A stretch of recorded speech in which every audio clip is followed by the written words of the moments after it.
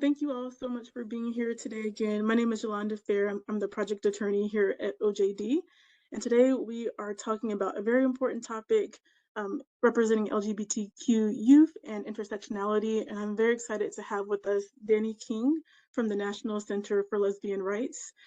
Danny is the Senior Youth Policy Council there, where they practice through an intersectional lens to advance the well-being of LGBTQ youth through community education, collaboration with coalitions, public policy advocacy, and particularly for LGBTQ youth impacted by the child welfare and juvenile justice systems. They joined NCLR in 2021 as a gender equality attorney, where they engaged in legal research and training, assisted in amicus brief support, and tracked nationwide legislation related to sex discrimination based on gender identity and sexual orientation. Prior to joining NCLR, Danny was a staff attorney in the Community Justice Unit of the Legal Aid Society, providing legal support to community organization members in a variety of matters such as child support, custody, know your rights trainings.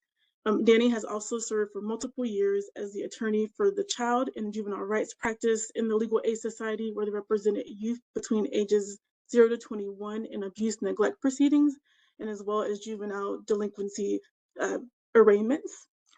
Danny attended Seton Hall University School of Law and received their JD there.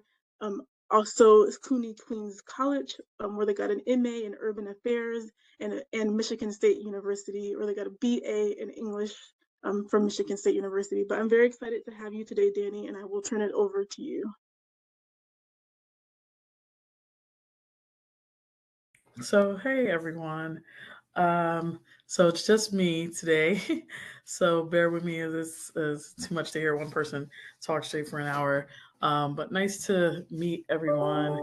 And also gonna try to get some of these noises off for um, my email. So yeah, as mentioned, I started my career as an attorney for the child, and for me, it was really important starting my career and doing that work because as someone who went through the foster care system myself, and could have easily also went through the juvenile justice system, like, let's be honest, I definitely got lucky a few times as a teenager. You know, it was important for me to kind of come back and work with young folks who were from the communities that I was from, and kind of have that understanding and background. And I also, when I was in foster care, was out. I came out when I was 15, and so I know what it's kind of like navigating some of the systems. And a lot of the young folks in the juvenile justice system, at some point or another, either before going through the juvenile justice system or afterward, and intersect with the foster care system. And so, a lot of, the struggles I see is, very interconnected. And it definitely was not easy being an LGBTQ youth going through the foster care system. And in particular with folks that I've worked with in the juvenile justice system, sometimes there's a lot of things that are not thought about as well, for youth that are going through the system, especially when they're incarcerated. And so I definitely, applaud you all for doing the work that you're doing. Now I'm doing policy work where I try to work in coalition with organizations that are on the ground working with young folks that are in juvenile justice or child welfare settings or general LGBTQ youth issues. So, particularly in California, I work with um, a couple of coalitions out there. Um, and we advocated in 2022 for a youth bill of rights for young folks in the juvenile justice setting, which I'll kind of explain more later. And in 2023, we kind of did kind of more or less like a cleanup bill to kind of address some of the issues after implementing the youth bill of rights, and also California's recent ombudsperson for youth that are in juvenile settings. And so, now in my work, I get to kind of think about some of the big picture issues that I saw when I was doing more direct legal services, and kind of like how we can, put positive, legislation out that can help folks that are in those systems. So before I go into anything further, I'd like to launch the polls just so I can kind of get an understanding of folks' knowledge of sexual orientation and gender identity.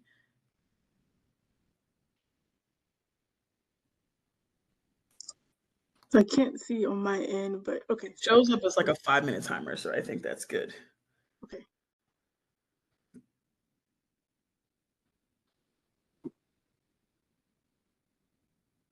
So yeah, don't worry if you don't know the answer. It's just to kind of gauge if people are aware.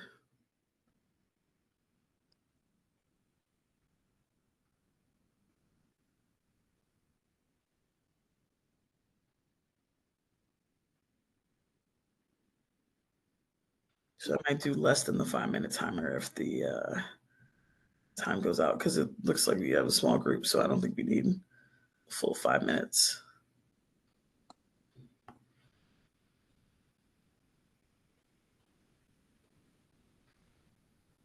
Is it just the first question, or is it showing all of the questions? It was showing all three. Okay. But on your end, you'll probably see like the responses or when it comes through because it looks like it should be at least like 6 or 7 responses should come through. It looks like we may be just waiting for maybe one person. Okay. And feel free, especially since we're like a smaller group, if someone like has a question while I'm speaking, like I'm okay with like interjecting. So yeah, definitely feel free as I'm going through. Since we have a smaller group, we have more of an opportunity to kind of have this be a discussion rather than just a lecture kind of presentation, which I prefer. I like having discussions with people. I think we can probably close it. Okay. Let's see if it's closed. It says it will close in 15 seconds. Okay. And then you'll probably see the results. I don't know if you can share the screen when you do. I will say, Danny, this is the first time we've used the polling feature in a training, so you are helping us get used to that. That's why I was like, I don't remember ever using it in a WebEx training, but I'm like, I sure it probably can.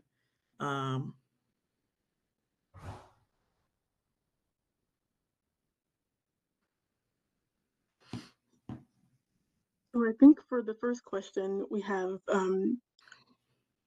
one person, pretty much an even split on, I think there's somebody who chose each of the answers. And then for the second question, majority of the people chose choice A.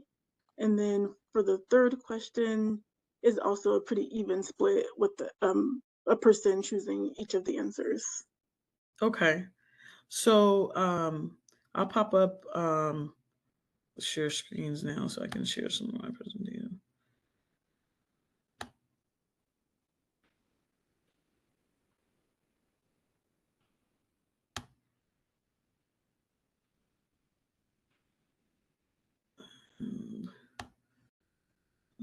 Window.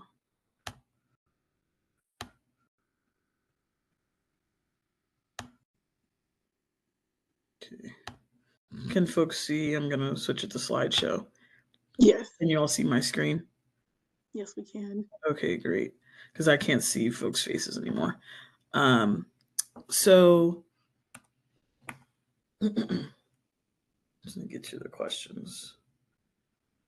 So for the answers of the questions, so for the age that children typically become aware of their gender identity, it's around 2 to 4 years old. And I know for some folks that I've done this presentation with, a lot of people are surprised that it is so young. And I think, especially when we hear of all the anti-trans bills that are out there and some of the anti-trans like rhetoric that has been out there, a lot of folks assume that, people are getting like indoctrinated by like social media or TV shows or things like that. But really, young folks on average, right? This doesn't mean that it's the same for every young person, but on average, between the ages of 2 and 4 are when children start to become aware of what their gender identity is. And that doesn't mean that they have like the exact answer on what it is, but it's when they start exploring like what it means to be a boy, be a girl, be none of the in between, and start kind of, understanding themselves and the world and what their gender identity kind of means, to them. And in terms of children, on when they become aware of their sexual orientation, which again, this is the average age, right? So it doesn't mean that folks don't realize this younger or older, but on average, around 10 years old is the age that children become aware of what their sexual orientation is. And this makes a lot of sense, right? Because around 10, most people would be, finishing elementary school, maybe knocking on the door to junior high. And that's when a lot of, young people are starting to think about, dating or like starting to think about, crushes they may have in school more and things of that nature. And so that's around the age of when children start to really become aware of like what their sexual orientation is, like who they like, who they don't like. And again, this doesn't mean that they have all the answers and they know the exact name of what their identity is in terms of their sexual orientation. But when they start to understand like who they are, sexually attracted to and who they are not. And especially for children, it's maybe in an innocent way, right? Like someone they may want to like, hold hands or kiss on the cheek, or, it doesn't have to be that they're necessarily thinking, so much, more serious intimacy, but this is when they start to have that kind of understanding. And for youth in foster care, and I should add a fourth question, but I have it in my stats that we'll go through. For youth who are in foster care, the percentage of youth in foster care that are LGBTQ is around 30.4%. And so that's a national average. But some states and have more. Those numbers are a little bit higher in like California and New York on average, especially like New York City. But that's the national average when youth in foster care identify as LGBTQ. And then we'll skip through. Hey, Danny, not to cut you off. I think you may still, it's not quite in slideshow mode, so it's still showing your introduction slide and it's kind of small. It's letting me flip through. It's showing me in presentation mode. Oh no. Okay. Let me stop sharing that and see why it's doing that.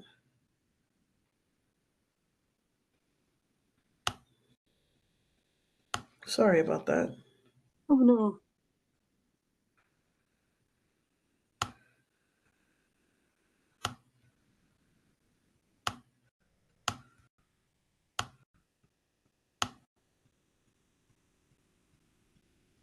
Can you all see things better now? It's we can the slides are advancing, but it's still in the PowerPoint. But that's okay. If that's how that works for us too. But it just wasn't advancing your slides for us. Is it advancing now? It is on the poll question slide and Okay. kind of Yeah, so it should be advancing now. That's the screen that I have up. okay, perfect. Okay. Do you see the next screen? No, it's still on the poll question slide, and it's in like the PowerPoint mode that when you edit your PowerPoint. Oh, wow.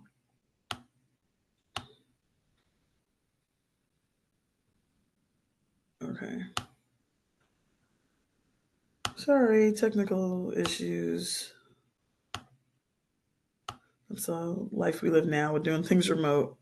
I'll like attempt to try to do it one more time, and if not, I'll just share the presentation afterward with folks.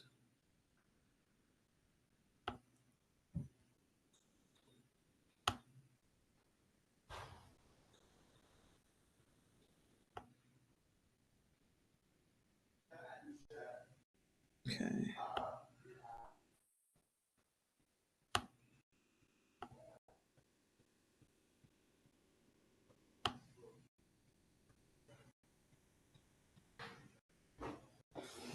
Okay. 1 second.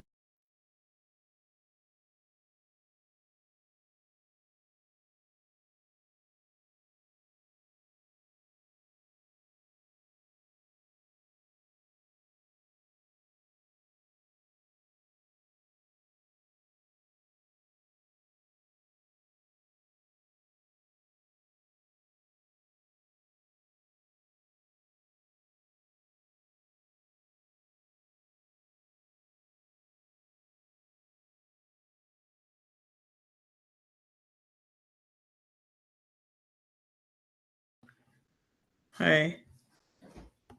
Okay, is it showing it now? Because it shows it like highlighted.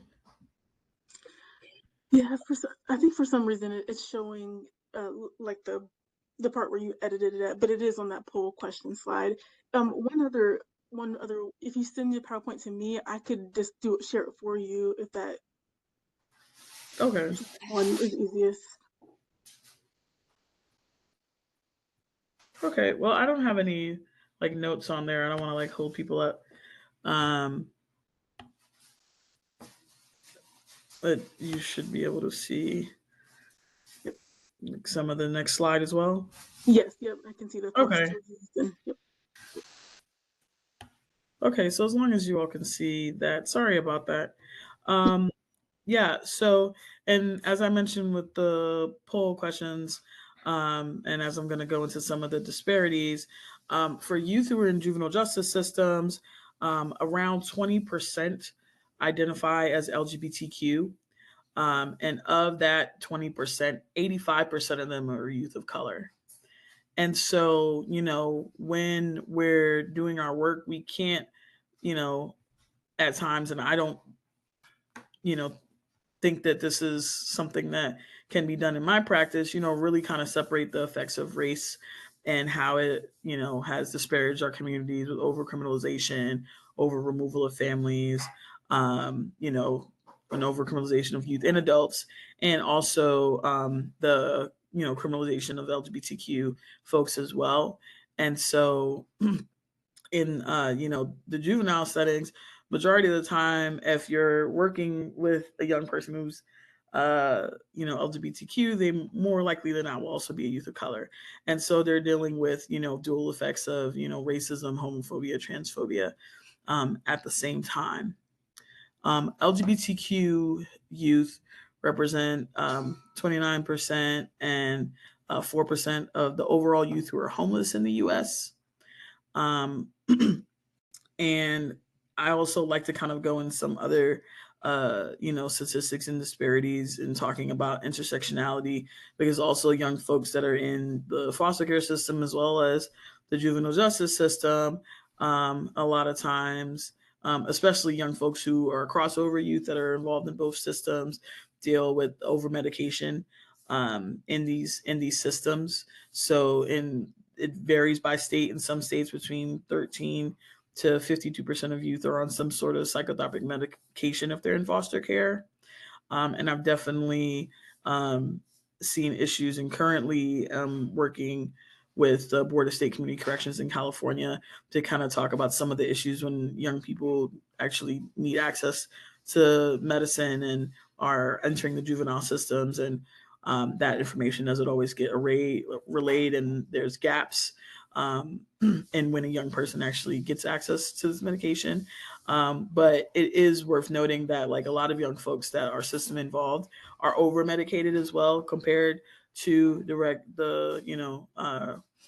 regular population, with only 4% of youth that are not in foster care receiving some sort of psychotropic medication. And so we have to also um, be thinking about how young folks that are system involved, especially in the child welfare system, oftentimes any challenges or struggles they may have behaviorally um, are being met with medication when that's not done for folks that are not in the system. And about 1 in 9 Black youth and 1 in 20 Latinx youth have an incarcerated parent. And many of these young folks end up encountering the child welfare system, um, either because of this or have challenges reunifying because of this. And half of Black children, half Native children would have experienced some sort of child welfare investigation during their childhood.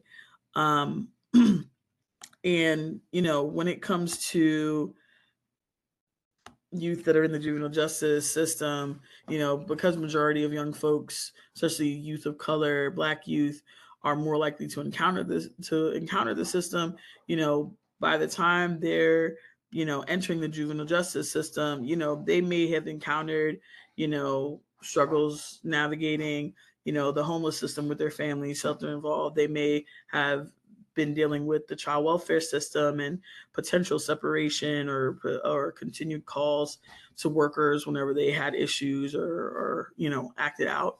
I When I was representing youth in Manhattan, I saw that a lot of the youth that were in voluntary foster care placements either had just come out of juvenile settings, or they were getting arrested off and on, and the parents said they couldn't deal with them, and just relinquished them to foster care. And so I definitely think, like, making sure that you have an understanding of both of these systems is really key with how they affect young folks. In terms of case examples, before I go into that, I just want to, especially, since we have a small group, to see if anyone has any questions they want to ask before I go forward.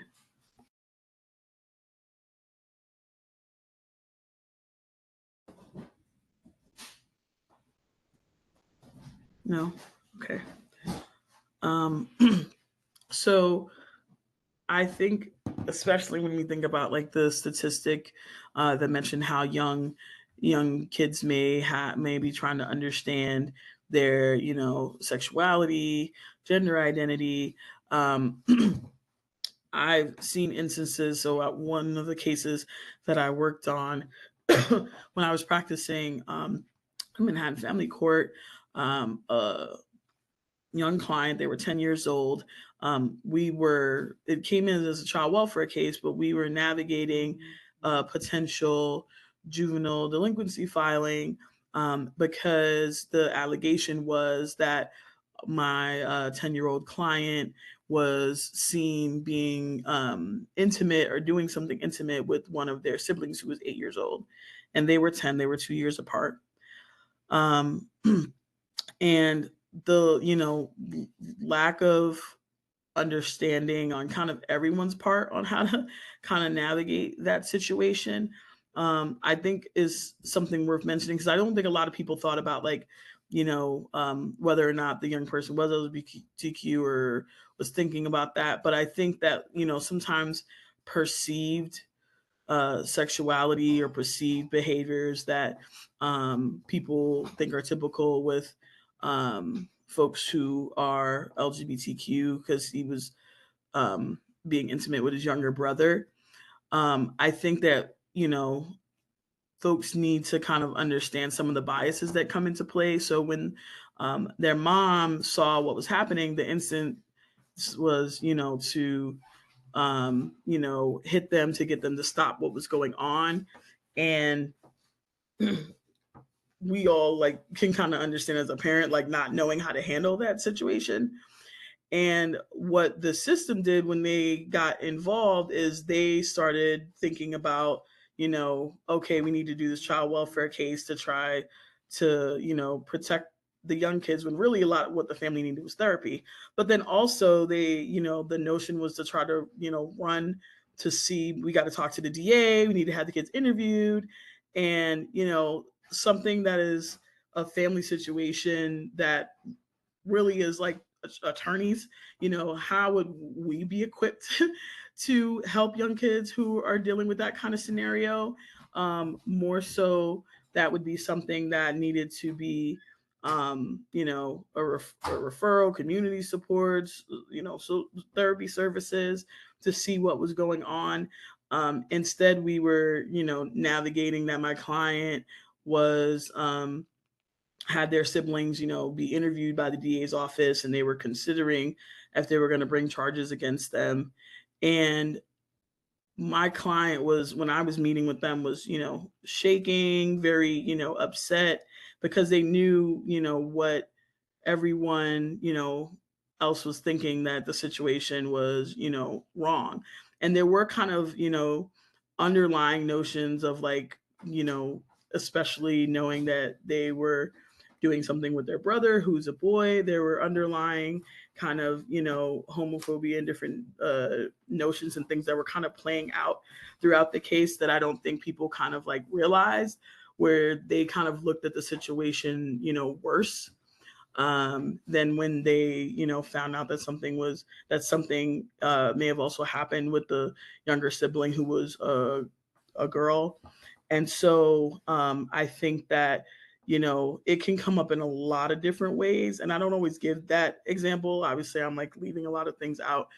But I think that, we sometimes deal with court systems where there's, biases that come into play that may not necessarily be, this blatant homophobia or transphobia, where someone is saying, they hate all LGBTQ people, but it's a lot of microaggressions and a lot of, dynamics that we're navigating, or harsher treatments that we're seeing that are not happening to young folks that are not LGBTQ, or they don't perceive to be LGBTQ. When I also was practicing in Manhattan, I practiced in Queens and Manhattan.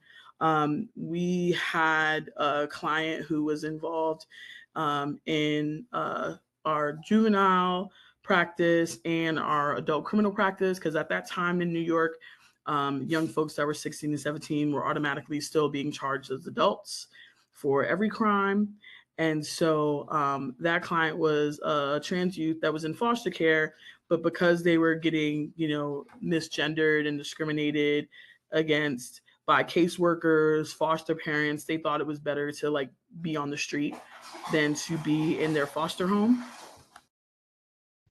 And that case was, very disheartening, because they ended up encountering the criminal justice system a lot more, because they just did not feel, safe and accepted in their in any foster home placement that they ever had, and even with their caseworker. And in looking at the different reports and stuff that was, written about them, it mentioned about like their lifestyle, their non-conforming lifestyle, and a lot of like language that was like clear that they weren't in the best kind of environment with like the caseworkers that were working with them.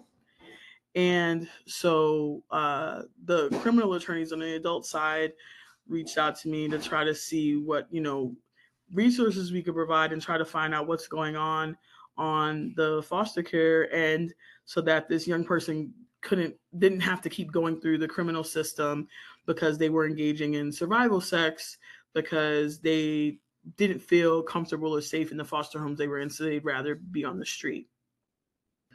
In turn, 1 second. Can you all still hear me good? Yes. Yep. We Okay. can. Yeah, I'm still navigating this like WebEx, so sometimes it seems like it's going out. In terms of, youth that are incarcerated, um,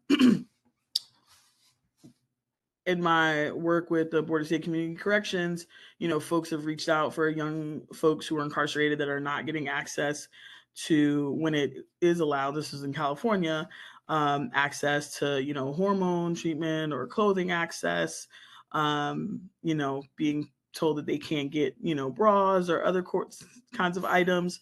When I worked with intern with Lambda Legal, we used to respond to letters from folks who were incarcerated, and talked about, the sexual abuse that they faced in being incarcerated, physical abuse, and not being able to even when it was clear that it was, needed, if they were on hormones and they needed a bra, being told because they were in certain facilities they couldn't access that. And what I've seen over the last few years is that, in terms of youth, there's been some better policies in a lot of areas put in place to kind of make sure that young folks are getting some of that access. But because of the biases and like lack of understanding, a lot of folks don't make sure that they are, kind of being a real advocate for young folks that are going through the system when they need these things. And it's become kind of a pro forma checklist to say, like, we notified this, doctor, endocrinologist who deals with hormone access, and, we're waiting to hear back. And for a young person, that could mean, life or death to them, because if they don't have access to hormones when they, feel like they need to, or puberty blockers, and it's making their mental health poor, it's like affecting, how they feel about themselves, how they feel about their lives. That could be a risk of a young person like committing suicide or harming themselves because they're not getting access to proper medical treatment. And so what I've seen, even with young folks who have already started hormone treatment and then going, or puberty blockers, and going into facilities, when they go in, a lot of times folks have, and this is the issue with anyone taking medication, a lot of times folks have issues making sure that there's a continuation of their medicine. And if you're on hormones, even missing a day or two or a week can lead to regression. And so it's really important to not have major gaps once you start hormone treatment, and the same with puberty blockers. And so even for folks who've already went to doctors and got prescribed, medicine, once they go in, that lack of understanding that, like, this is as important of medication as, asthma medicine, as heart medicine, any kind of medical, issue that someone has and they require medication. This is just as important. And sometimes that understanding is not there. So folks have dealt with like delays in getting continuation of their medicine when they're receiving gender affirming care, and also just getting those initial appointments set up, which in many states they do have a right to see doctors, to be able to start puberty blockers or receive hormone treatment. And a lot of times, because of that lack of understanding, folks in the facilities don't understand how urgent it is. And so I think if you're still working with clients who are incarcerated that are LGBTQ, especially transgender, non-conforming, non-binary, not everyone wants to, medically transition. But if, you have a client who is transgender, non-conforming, non-binary, trying to find out if, that's something that they're interested in, if there's something that they need, and seeing, what is the process, in your state, if it's allowed in your state, like what can be done. Some states may also require certain parental, consents. But at least having that conversation. And if it's not something that could be done at the time when they're in the facility, transition planning, if they're going to be released soon, maybe there's a community organization that helps with reentry, but works specifically with, transgender, non-conforming, non-binary folks that you can connect them with and can help them. So when they get out, they know, where they can go to, receive those sort of services and medical attention. And so a lot of times, we find that when the young person is out, even if they have, attorneys that they're working with, a lot of these things kind of get, left on the table because, attorneys are more so asking, like, do you have somewhere to go when you get out? And, certain questions regarding like if they're, going to be safe when they're released, if they're still even working with an attorney, because, in a lot of states, the representation stops once the young person's incarcerated. But if it is continuing, sometimes folks are not asking questions about what other kind of supports and services they need. And this could be for all LGBTQ youth as well, that may want to be tapped into a community program or support that they're not receiving, or maybe they, receive something through a program while they were incarcerated, and they want to make sure that they're continuing that kind of like service or support when they're on the outside. There's a lot of gaps where folks reach out to organizations like mine, National Center for Lesbian Rights, and other national organizations, and like what resources can we like give to this young person.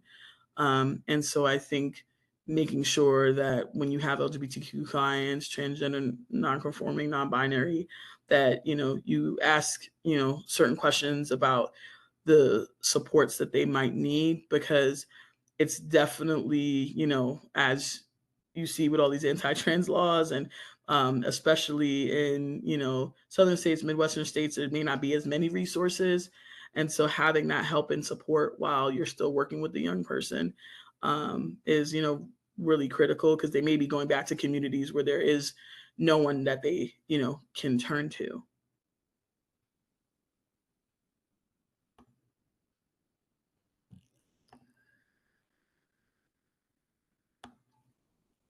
um, can you all see this current slide on confidentiality? Yes, I can. Okay.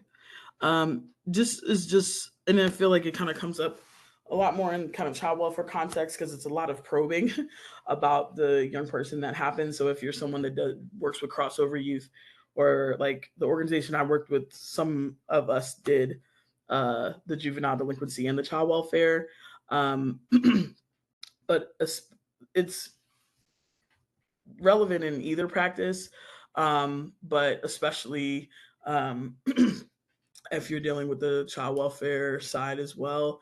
But really explaining your duty of confidentiality to clients in terms of making sure that if they tell you that they're LGBTQ, if they, this might be the first time they're telling anyone, or it might not be, but if they're feeling safe enough to tell you, what their gender identity is, what their sexual orientation is, they may not be as comfortable with everyone else. And especially with young folks, in terms of their parents, there's a lot of things that they are comfortable sharing with others, and not their parents, not their family.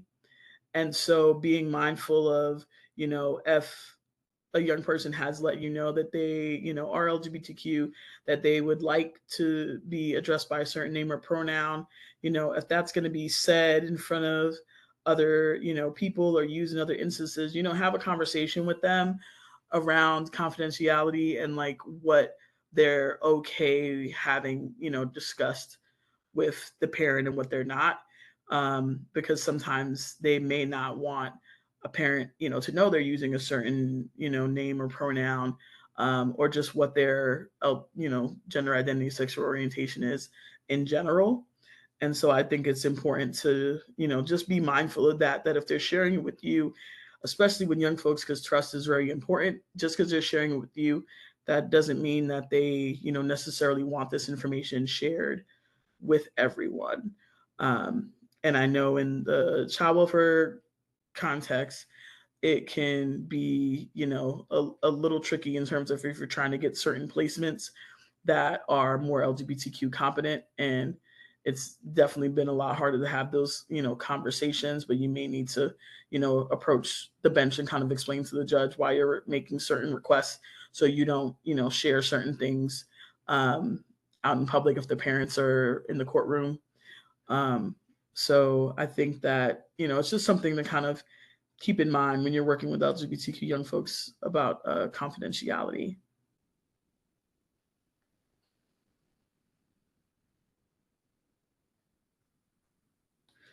And then I'm just gonna like take a moment here. Does anyone have any questions?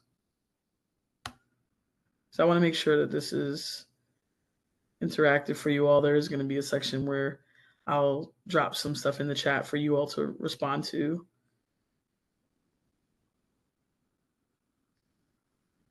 No, okay. So I'm just gonna move forward here. So these are just some tips in having a SOGI conversation, and SOGI just means sexual orientation, gender identity expression.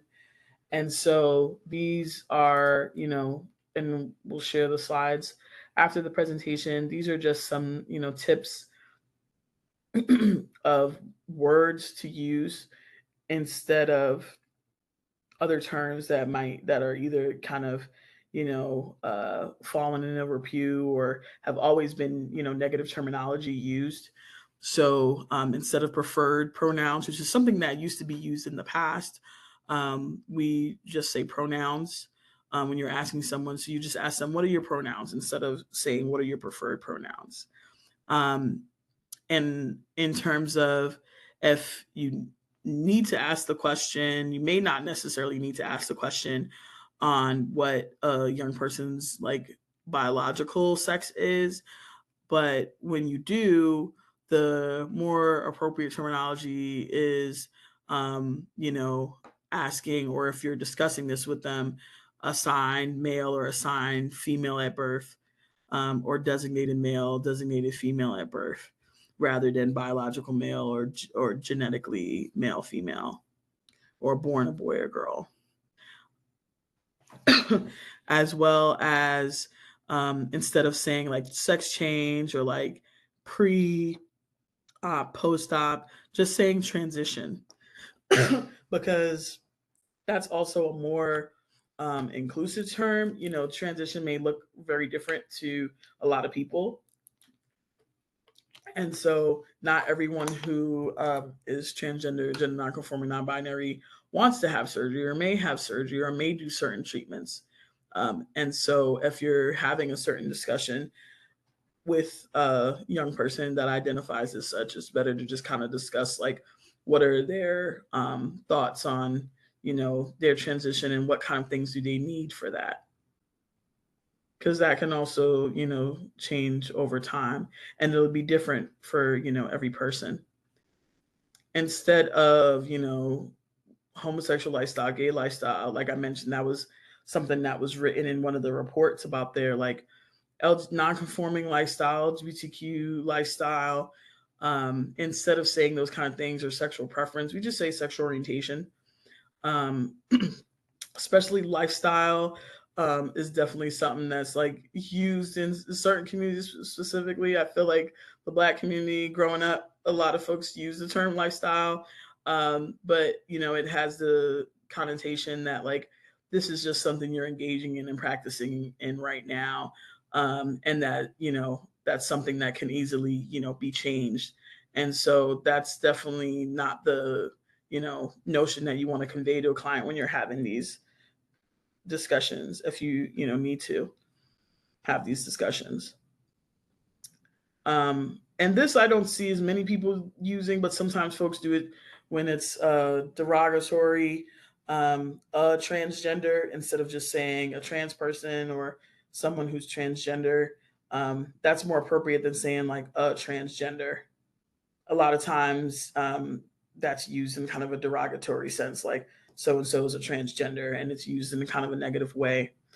So that's a terminology to avoid using. And then instead of saying just female or male, female client, male client, as a adjective instead of a noun, and instead of saying like that someone's not transgender, we use the term cisgender, which just means that you align with your sex at birth, which is kind of the category the majority of the people fall in. But pretty much anyone who's not transgender, or non-binary would fall under cisgender. And instead of, and I saw this a lot, like in my practice, where I noticed attorneys were very comfortable asking young folks, if they had like a boyfriend or a girlfriend, but very afraid to have those conversations with LGBTQ clients. The best way to kind of avoid some of those assumptions, is to just say, do you have a partner or a significant other? Because a lot of times, and I know I've had that asked a lot throughout my youth from varying different folks, and caseworkers, not necessarily my attorney, but caseworkers and folks that I worked with in the foster care agency asked those kind of things a lot. and you always have to kind of sort of come out every time someone asks you that question if you have a boyfriend, girlfriend.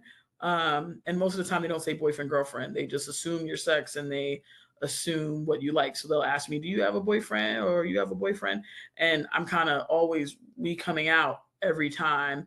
And that happens so much. And I think that folks don't notice it as much, where it's like you wouldn't necessarily question, an adult in that kind of way. But as a teen, it was something that I was, asked a lot and constantly have to be like, no, that's not what I'm attracted to, and kind of coming out every time. And sometimes it wasn't even always the best space. So I would just say, or the safest space I felt. So I would just say no. And so the better way is to just ask them, they may also say like intimate partner, or a general term, instead of just partner or significant other, but just to try to avoid asking boyfriend or girlfriend, because a lot of times it makes assumptions about like what that person's sex is, and what they're attracted to as well. And then instead of opposite gender, just saying other gender.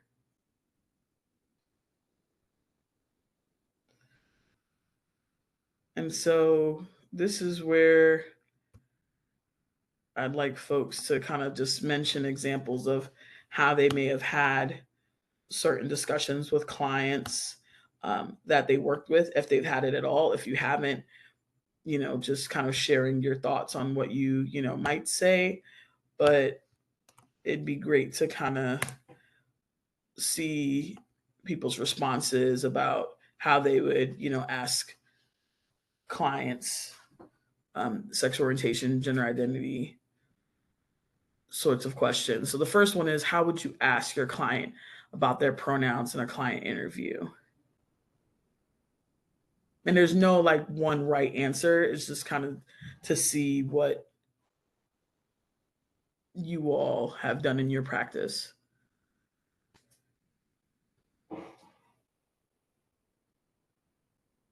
And you can type your, if you don't want to say it out loud, you can type your answer in the chat.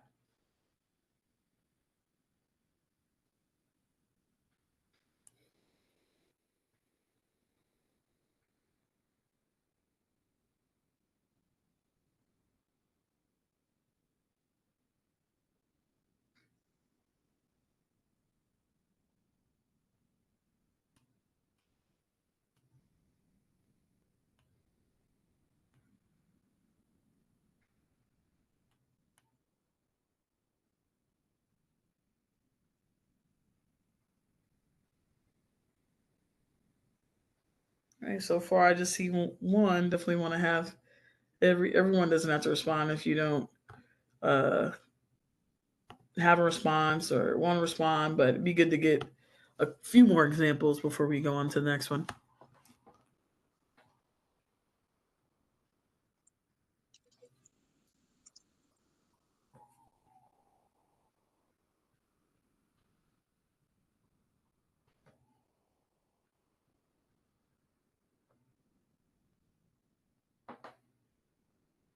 I can't see when anyone's typing, so I don't know if someone's like writing something out vigorously. Yeah, at least for me, I have just usually just asked them what their pronouns are.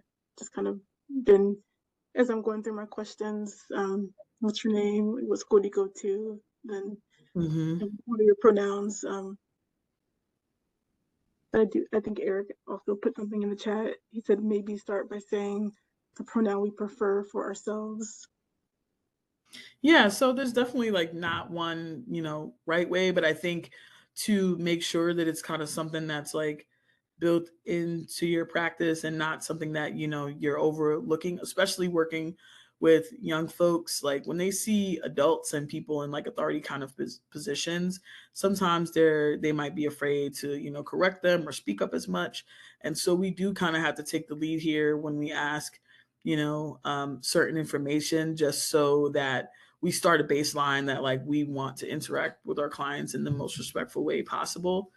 So for me in my practice, in my list of get to know questions, um, like was mentioned by Yolanda, I'm asking them about a lot of different things about their background. And I would, integrate that in my intro questions when I first met them.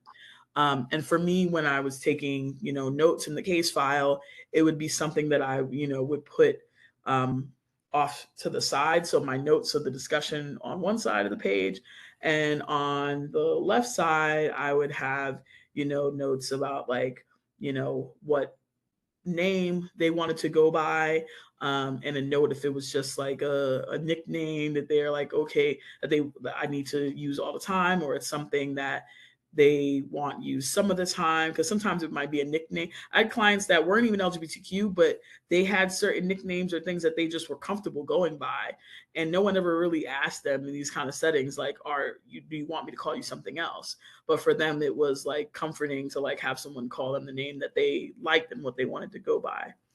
And also I would note down, what their pronouns were, and especially the younger the clients you're working with, some of them might not even have the answer, or might not know, or not sure, and that's okay too. And that's where Eric's point about kind of describing about how you identify, because sometimes it may be a confusing question. And I think especially, now that people are starting to have more of an understanding of, who LGBTQ people are, and are seeing us more in television and spaces of authority, and in institutions that we weren't as visible, and openly out as before, that young people more and more are, knowing what that answer is, younger and younger. But sometimes they may not. And so you may need to use yourself and say, well, I like to also go by Danny. And so I like when people call me, Danny as well. And also my pronouns are he, she, they. And for me, that means that I use any pronoun. It doesn't, really matter to me which one, as long as you're being respectful. And you may need to kind of lead by example and kind of tell them how you identify in terms of like your pronoun and names that you, want to go by. And so that way you kind of lay that foundation, especially if they're kind of unsure of the question or the reasoning for the question. Because sometimes I've had clients ask, like, kind of why you're asking me these things. And I always let them know I ask that for everyone. Because I also think that we can forget sometimes that, like, some young folks have, grown up in different, communities and cultures where they may have been told that like being LGBTQ is a bad thing. So when you start asking some of these questions, it can sometimes flag to them like, do you think that, I'm gay, or do you think I'm these things? And sometimes their response back may kind of be, why are you asking me that? Or kind of defensive or a little upset. And I just let them know that like I ask this for all my clients so that I can be respectful of everyone, and like use that as a baseline to start from.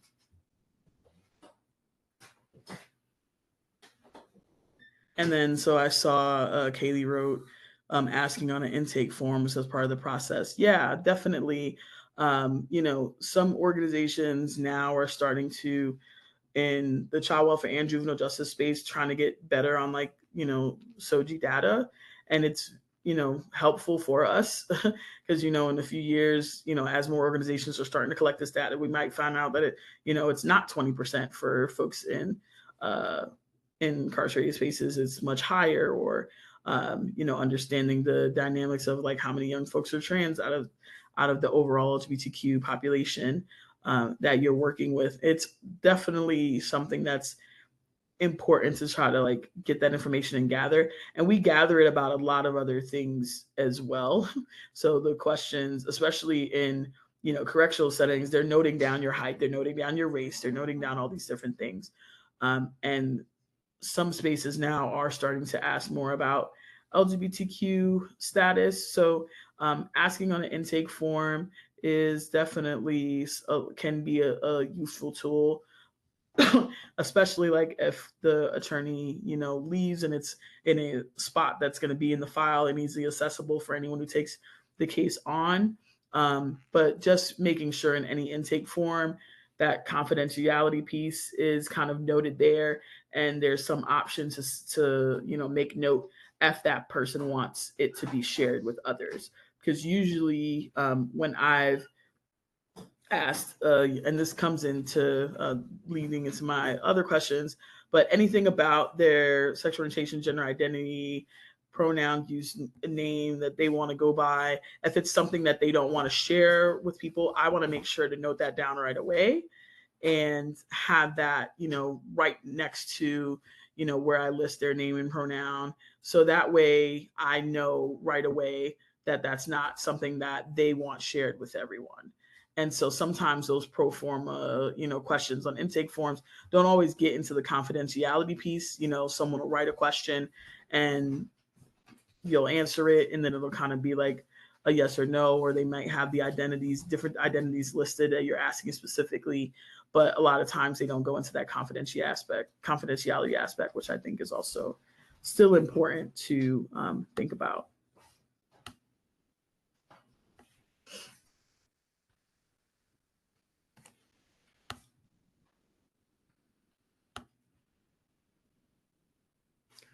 And so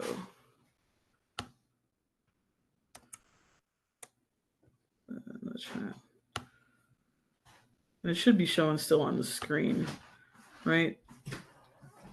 Yes, it is. Yep. Okay. I'm going to jump here because I want to copy this question to throw in the chat really quick because I know we're running out of time.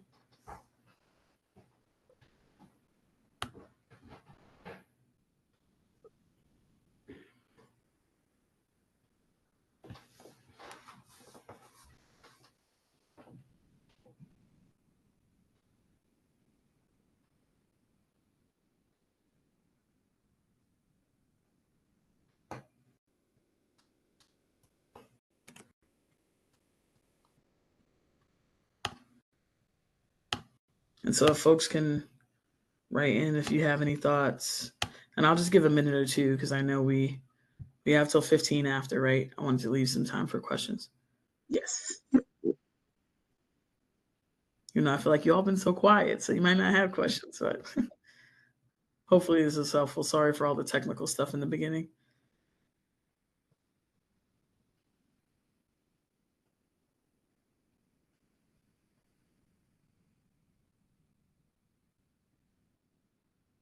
Okay, Jacob, I don't know if you want to elaborate more, you could in the chat or verbally.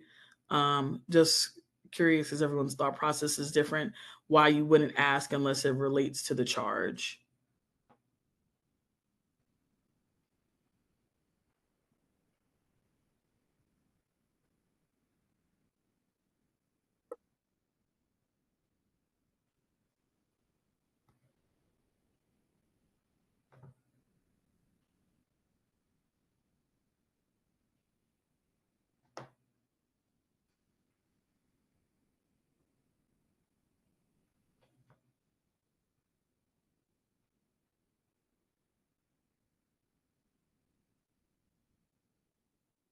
And not to just like call on Jacob, feel free to write in the chat if you'd rather not say it. But I do think that this is something that comes up a lot, right?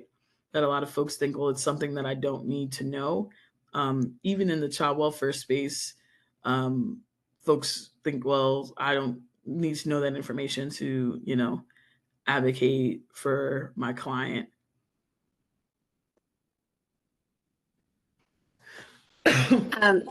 Danielle, do you mind if I speak on this? This is Chelsea Ambler. Yes, anybody jump in. I would love to have. I will say I'm from a very, very conservative county in Randolph. And so with that being said, there has been some issues that I've seen personally in family and criminal law where gender identity has been, I guess, a topic with clients. And with that being said, most of the time in my experience, I know it sounds probably counterintuitive, but I just kind of read the room.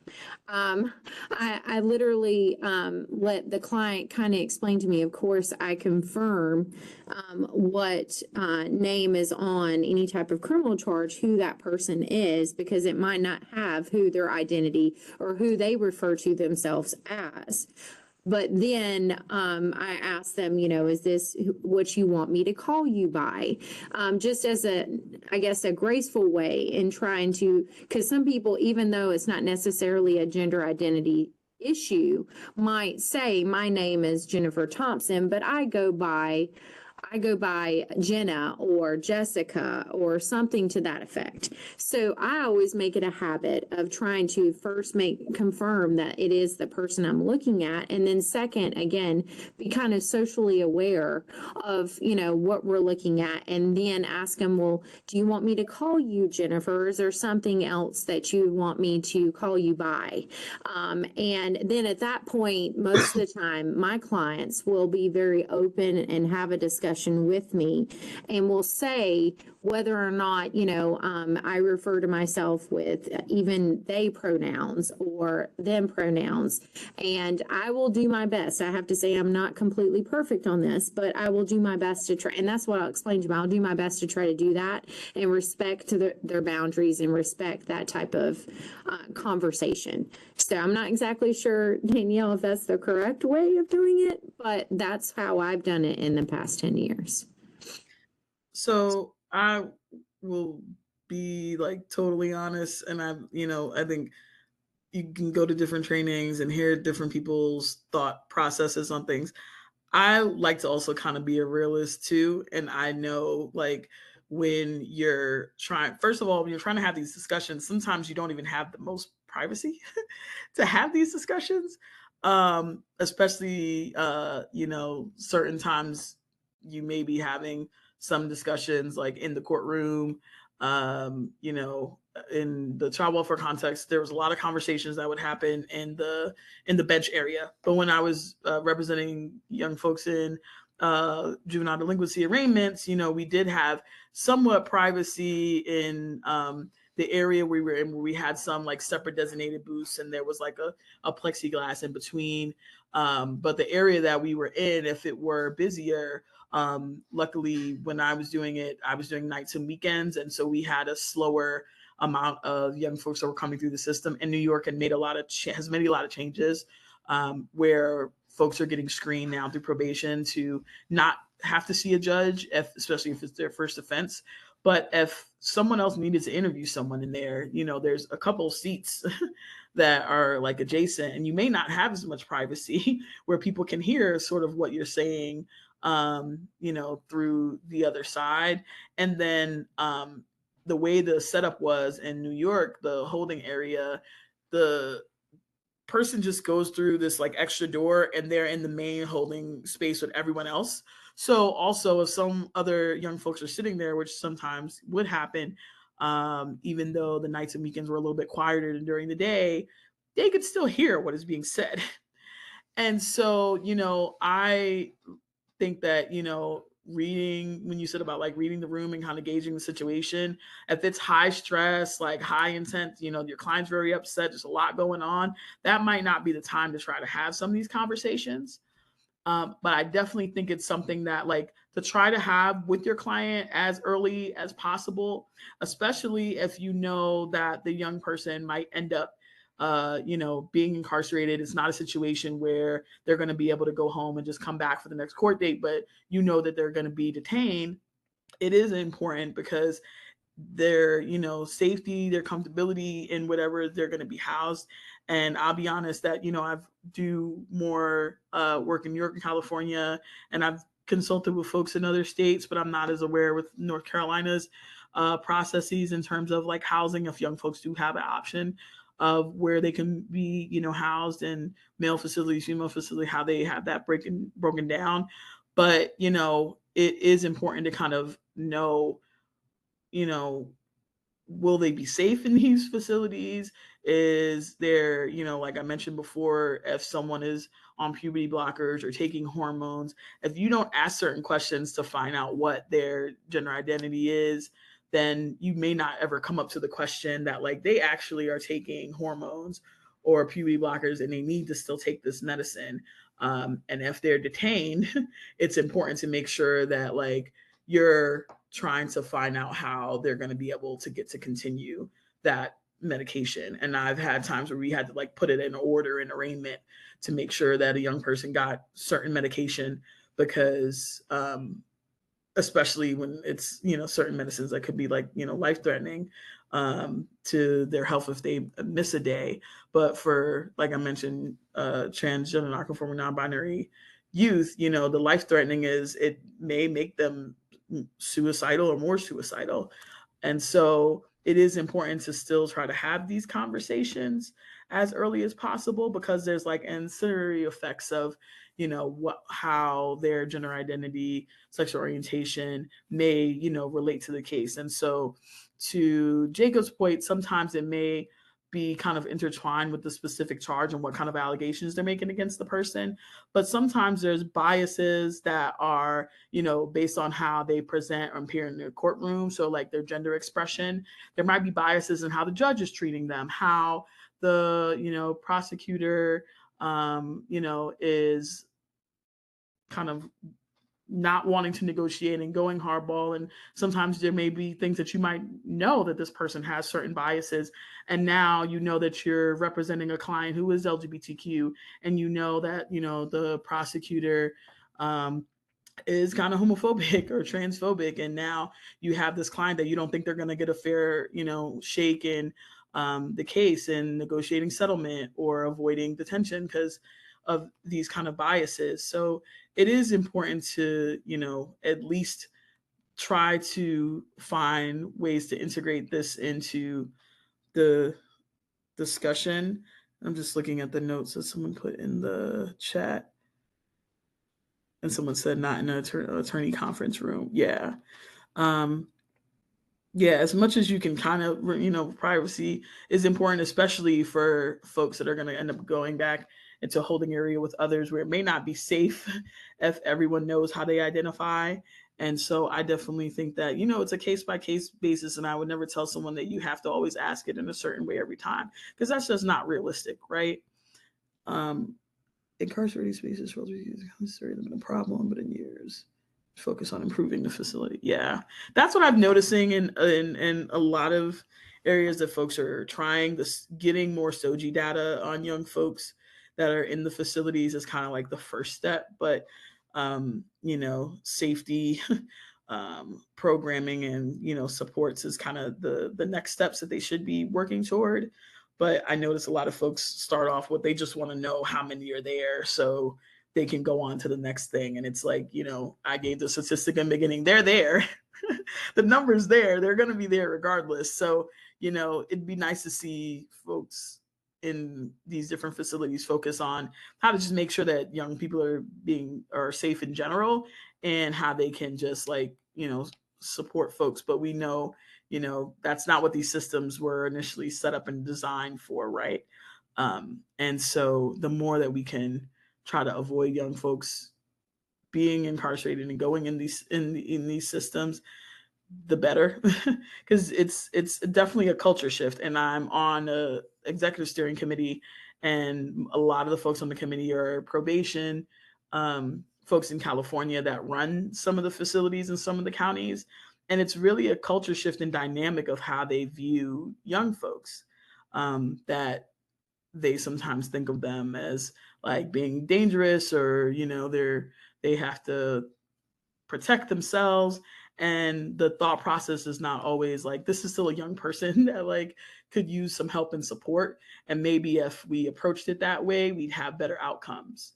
And so I think it does kind of lean on the attorneys to kind of make sure we're getting as much information as we can and knowing what resources are, you know, out there and available. And if you're still representing someone while they're, you know, being detained and then they're going to be released in the community, you know, are they able to go back to their family? There could be family acceptance issues, which I'll mention some resources up at the end.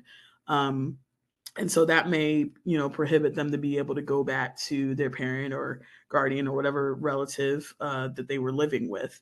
And so that's another reason why it's important to kind of have these conversations. And then the last question I'll put here, because it does come up. And I feel like Chelsea might say, read the room again for this question.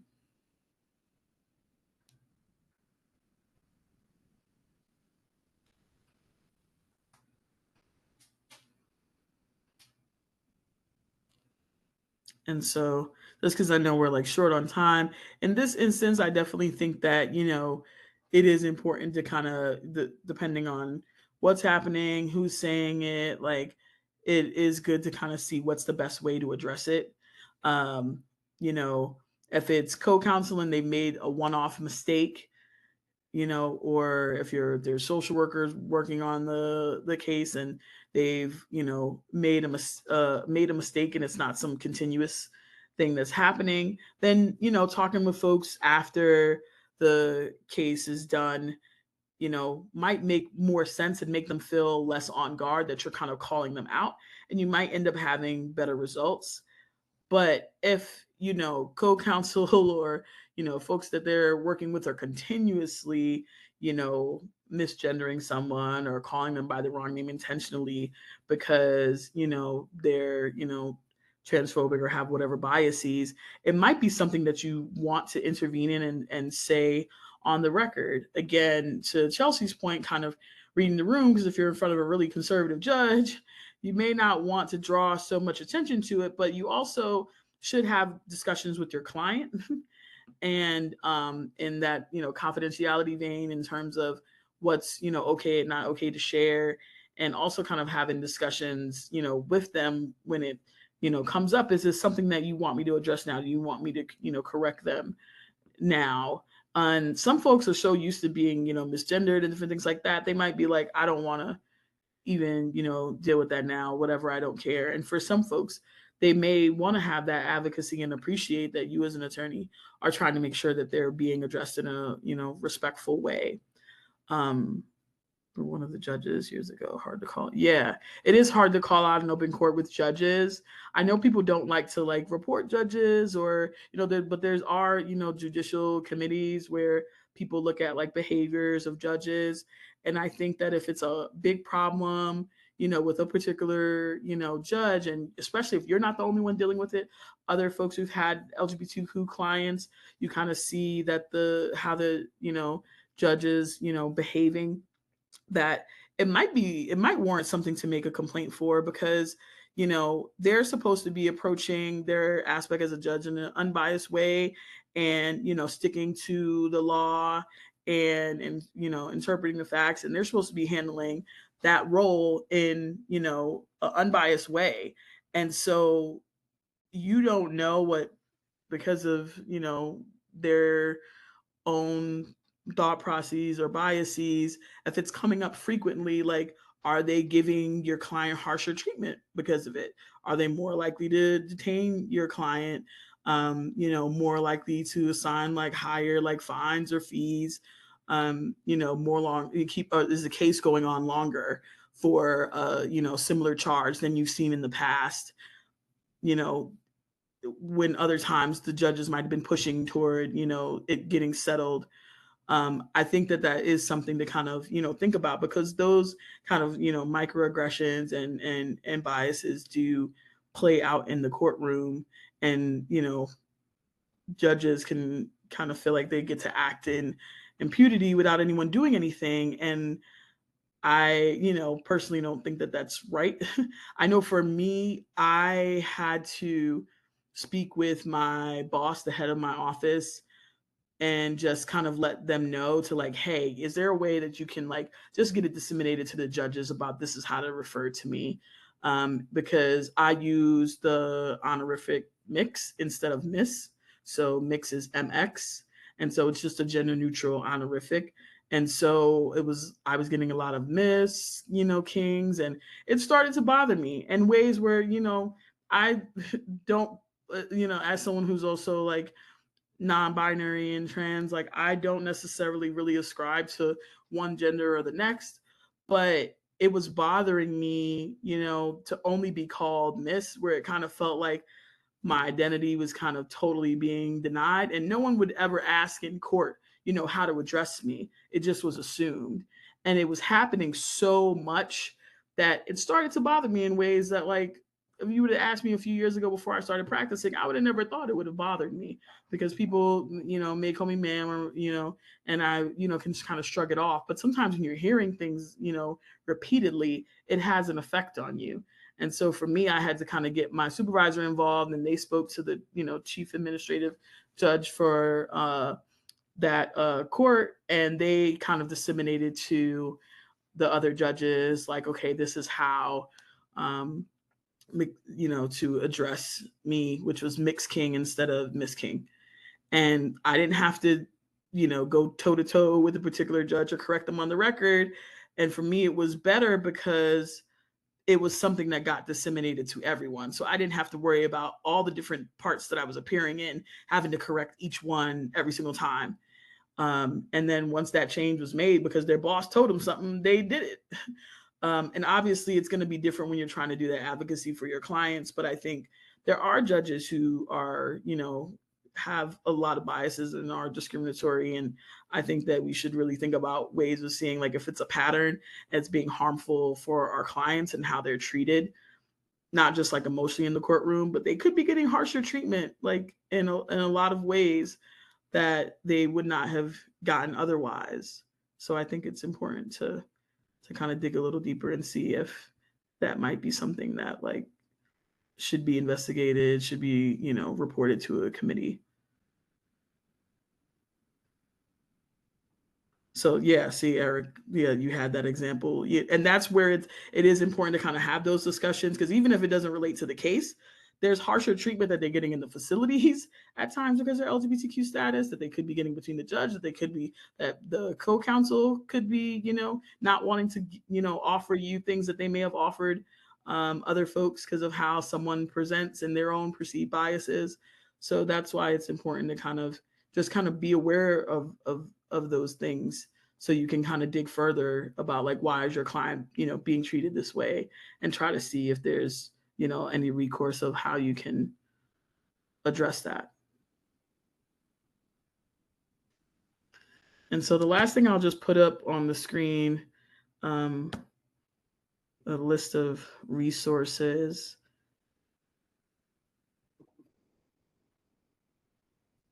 For folks that you can note down. And the National Association Center has a lot of resources, and they actually do a lot of family programming where they help if you have a crossover youth that's involved in child welfare, where they can help them find, family members or for close family friends, if they need to try to find, like, some supports when they're transitioning out of the facility and they need to know where to go and they might not have that family support.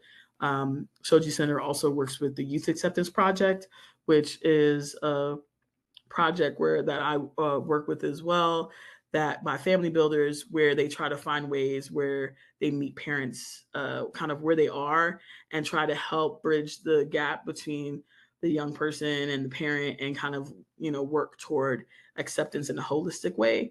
And so they take time to, like, not vilify the parents, but just kind of get to know them and see what's the struggles they're having, whether it's cultural or societal or community, like, what are the struggles they're having, and trying to see, like, how they can bridge the gap, and really focusing on, like, you care for your child, right? So, like, how can we get to a place of, understanding where you can still be there for them?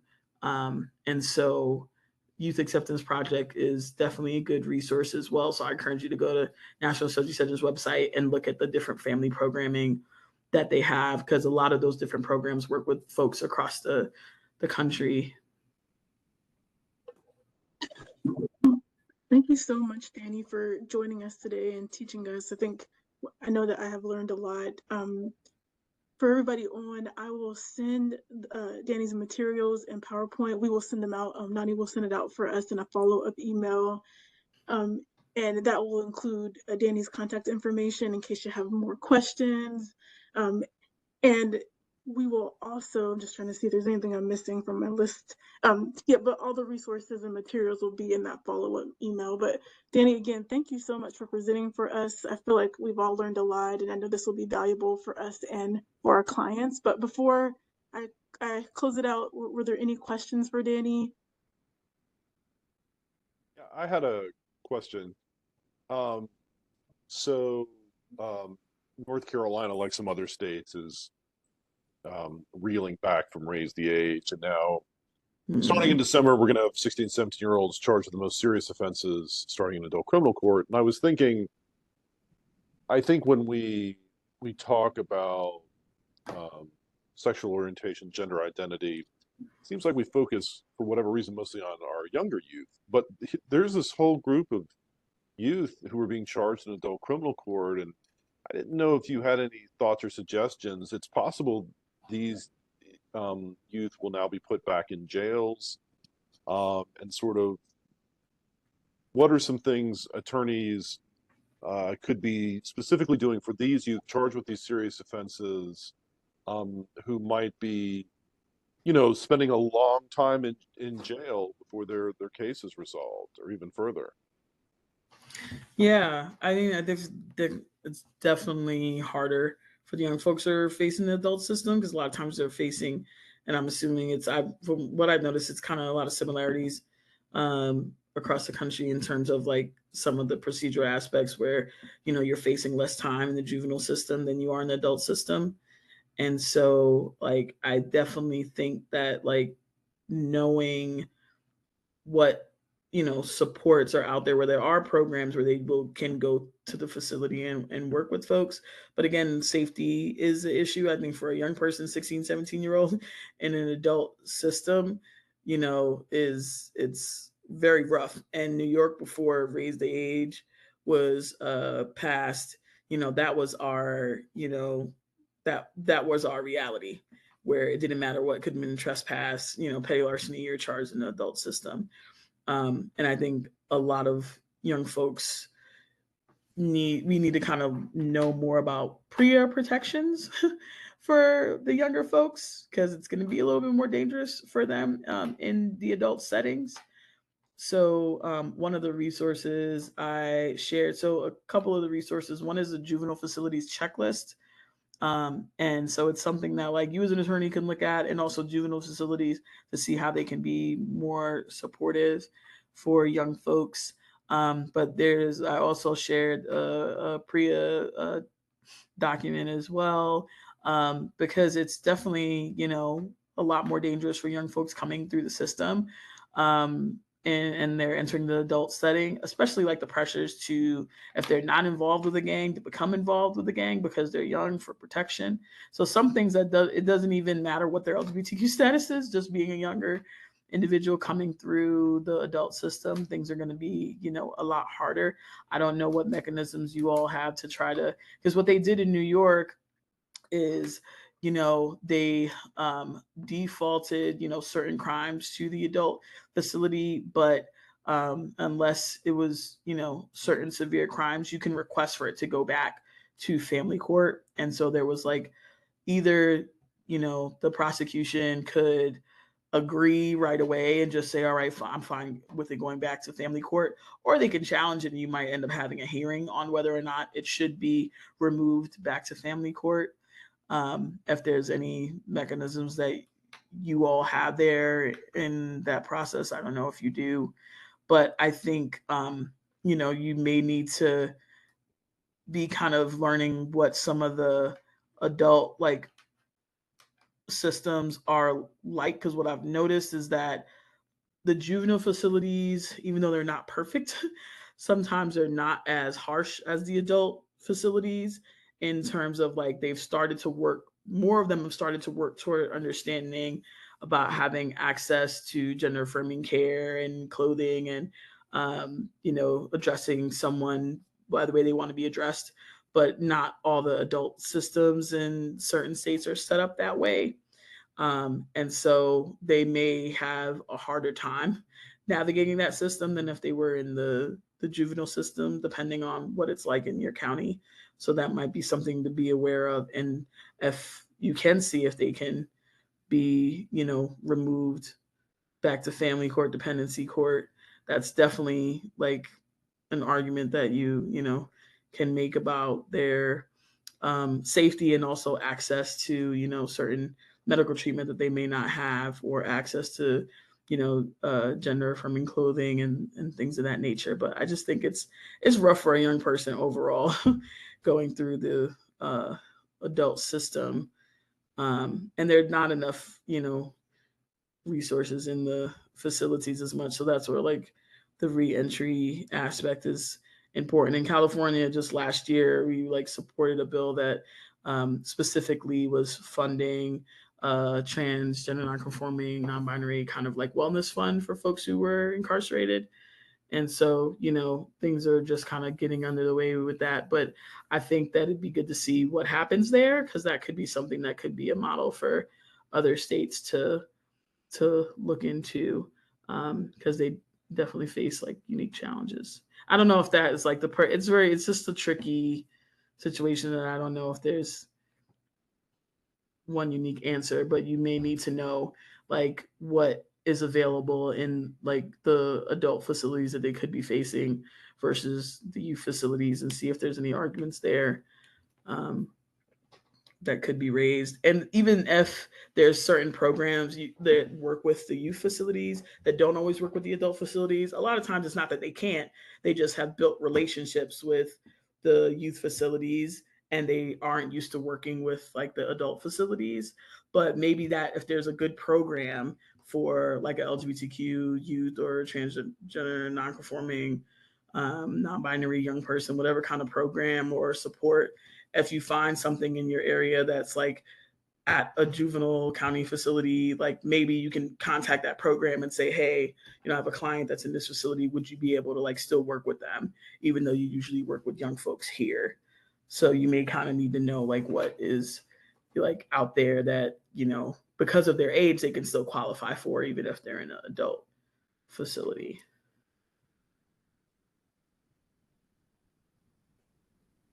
Thank you again, Danny.